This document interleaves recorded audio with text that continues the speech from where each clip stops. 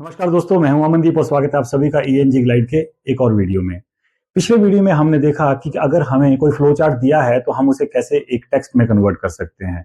इसका उल्टा आज हम सीखेंगे कि अगर आपको कोई टेक्स्ट दी है, कोई पैसेज दिया है, कोई इन्फॉर्मेशन दी है तो कैसे हम उसे एक फ्लो चार्ट में कन्वर्ट कर सकते हैं। इसके लिए हमें कौन कौन सी बातों का ध्यान रखना होता है, कौन कौन से स्टेप्स इन्वॉल्व होते हैं और कैसे हमें बॉक्सेस बनाकर इन सारी चीजों को लिखना होता है, ये सब जानने के लिए चलिए शुरू करते हैं हम आज की ग्लाइडिंग।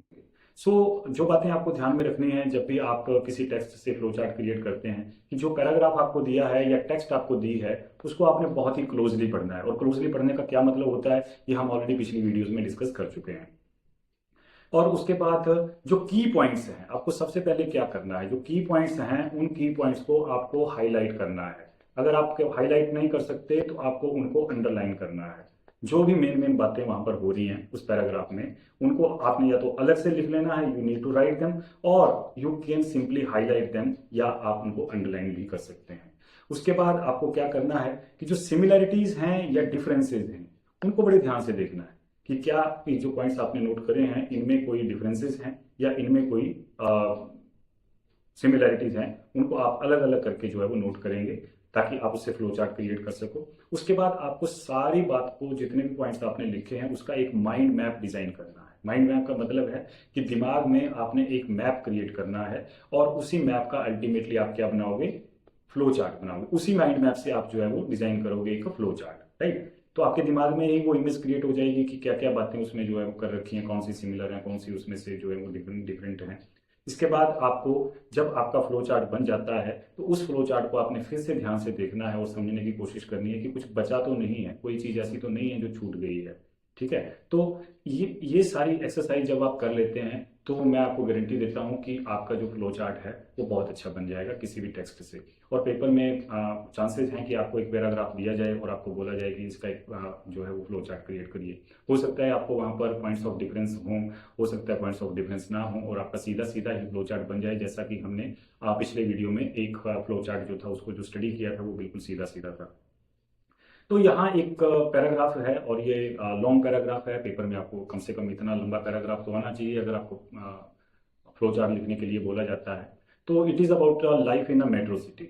सो आप वीडियो को पॉज करके एक बार खुद फर्स्ट रीडिंग जिसे हम कहते हैं क्लोज रीडिंग से पहले जो फर्स्ट रीडिंग है वो आपको खुद देनी है। आप इस वीडियो को पॉज कर सकते हो। इसके अलावा अगर आप चाहो तो इसको आप जो डिस्क्रिप्शन है वीडियो की उसमें भी आपको मिल जाएगा, टेलीग्राम चैनल के थ्रू भी मैं पोस्ट कर दूंगा।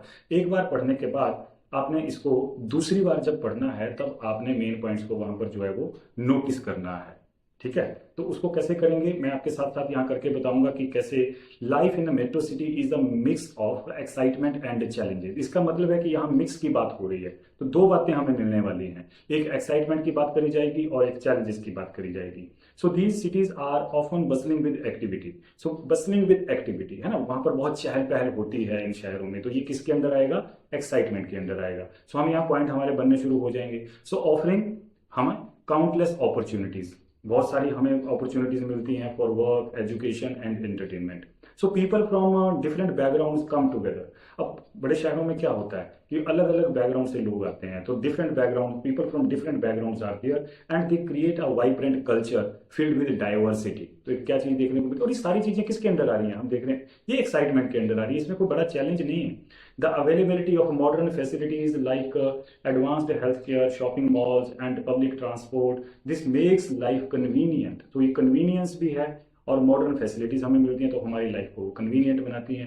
ये सारी चीजें फिर से किसके अंदर आ रही हैं, एक्साइटमेंट के अंदर आ रही हैं। However the fast face pace of life can sometimes feel overwhelming. लेकिन यही फास्ट पेस ऑफ लाइफ, देखिए this fast pace of life is excitement as well as challenge, दोनों ही है ना।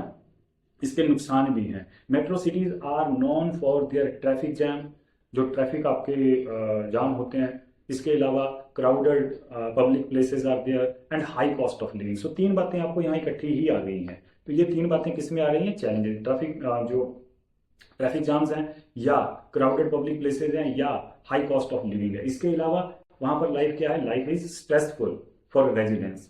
So despite this many people enjoy the energy and opportunity. अब ये excitement है फिर से, ठीक है। तोड़ तोड़ के चीज़ों को लिख रखा है। आप इसको एनर्जी और अपॉर्चुनिटीज को आप किस में कंसीडर करोगे? एक्साइटमेंट में, क्योंकि इसका फायदा है that come with city life. So metro cities often have a rich night life. अब ये rich night life is also an advantage, क्योंकि छोटे शहरों में ये आपको कम मिलता है। ठीक है, इसके बाद है देयर इज कांस्टेंट रश। अब बात आती है अलग, मैं सिर्फ वीडियो लंबा ना हो जाए इसलिए मैं सिर्फ पॉइंट्स के ऊपर फोकस कर रहा हूं, जबकि आपको इसको सारा पढ़ना है और इन पॉइंट्स को हाईलाइट करना है या अंडरलाइन करना है। तो कांस्टेंट रश रहता है, भीड़ बहुत रहती है, तो ये किस में जाएगा? चैलेंजेस में जाएगा। फीलिंग ऑफ आइसोलेशन, लोग बड़ा अकेला अकेला फील करते हैं ऐसे ऐसे शहरों में, बड़े शहरों में। So lack of personal connection, लोगों में एक दूसरे से कनेक्टिविटी कम होती है, मिलते जुलते कम है। Lack of green spaces is also there. ठीक है, और क्वाइट स्पॉट्स, शांत जगह बहुत शहरों में कम होती हैं। ठीक है, तो ये आगे कुछ adaptability, resilience and values of time, dream can come true, ये चीजें जो दे रखी हैं, ये कंक्लूडिंग पार्ट सब बन रहा है कि भाई आपको इसमें देखिए एक्साइटमेंट्स भी हैं, चैलेंजेस भी हैं, लेकिन फिर भी हमें रहना तो है। तो ये इस टाइप का एक बीच का व्यू जो है वो डाल रखा है कि आपको कैसे एक आपको बैलेंस करना है आपकी एम्बिशन के बीच में और आपकी पीस ऑफ माइंड के बीच में, क्योंकि डिसीजन अल्टीमेटली आपका है। So life in a metro city is full of challenges and excitements. So there are some challenges which have been described here in this paragraph, and there are certain excitements, and ultimately they have left it to the person, whether he wants to go there or he doesn't want to go there. And ये भी बोला है कि one needs to make a balance between ambition and peace of mind. Right, so ये हमारा paragraph जो है वो दे रखा है, हमने पॉइंट्स को यहाँ पर पूरी तरह से हाईलाइट कर लिया है। अब अगर हम इससे अगर हम पॉइंट्स लिखने की कोशिश करें कि हम कैसे इसमें से जो पॉइंट्स हैं उनको लिख सकते हैं, क्या क्या पॉइंट्स लिख सकते हैं, तो हम वो लिखने की कोशिश करेंगे। तो हम सबसे पहले लिखेंगे यहाँ पे, हमारा जो फ्लो चार्ट बनेगा ये हमें क्लियर हो गया कि एक्साइटमेंट और चैलेंजेस दो पार्ट्स में बनेगा। तो यहाँ पर पॉइंट्स ऑफ डिफरेंस जो है वो क्या है? एक्साइटमेंट और चैलेंजेस। तो हम यहाँ पे लिख सकते हैं कि life in a metro city. अब देखिए, आप बॉक्स तो नहीं बना सकते, लेकिन आप अपने पेन से ही यहाँ पर इस तरीके से इसका बॉक्स जो है वो बना सकते हैं, life in a metro city. इसके बाद इसके दो पार्ट्स हैं, एक इधर चला जाएगा, एक इधर चला जाएगा। राइट, तो उसमें क्या था? दो चीजें थी, एक थी हमारी एक्साइटमेंट्स और एक थी हमारी चैलेंजेस। ठीक है, यहाँ पर क्योंकि हमारे सामने वो पैराग्राफ नहीं लिख रखा है, तो यहाँ आ गया एक्साइटमेंट्स और यहाँ पर आ गया चैलेंजेस। ठीक है, इसको भी आप बॉक्स में जो है वो डाल सकते हैं। ठीक है, और उसके बाद हमने क्या देखा था कि जो एक्साइटमेंट्स हमारी हैं, उन एक्साइटमेंट्स में हमारे पास क्या क्या आता है, क्या कौन कौन सी चीजें हैं जो हमें अदरवाइज एक्साइट करती हैं। ठीक है, तो वो हम लिख सकते हैं। जैसे हमारा पहला आया था कि बसलिंग विद लाइफ। ठीक है, जो बसलिंग विद एक्टिविटी और बसलिंग विद लाइफ, तो हम इसको नीचे लिख सकते हैं, बसलिंग विद एक्टिविटी। ठीक है, उसके बाद इसी से हम आगे ले सकते हैं, इसी से अगला पॉइंट यहां से भी उतार सकते हैं हम। ठीक है, जैसे सेवरल अपॉर्चुनिटीज,